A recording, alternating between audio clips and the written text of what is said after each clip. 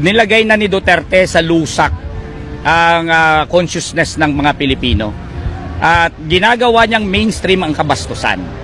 At hindi ginagawa niyang mainstream ang patayan. Siya ang pinakamasahol na naging presidente. Siya ang presidente na sinira na talaga hindi lang ang lipunang Pilipino, kundi ang values ng mga Pilipino.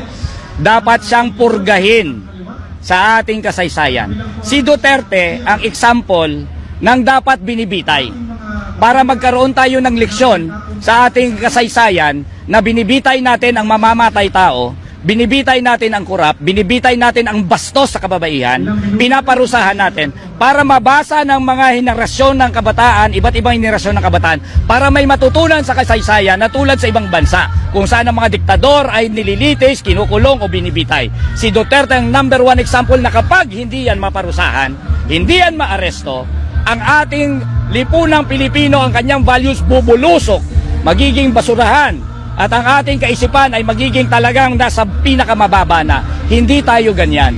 Ang gusto natin, nag-a-address kami sa mas mataas na kamulatan. Kaya kami nagsasalita kami issues. Hindi ang mga patay-patay na yan. Nagsasalita kami tungkol sa sahod, tungkol sa kontraktualisasyon, tungkol sa kahirapan, tungkol sa reforma sa lupa, tungkol sa ekonomiya na dapat magkaroon ng produksyon, tungkol sa suporta sa MSME.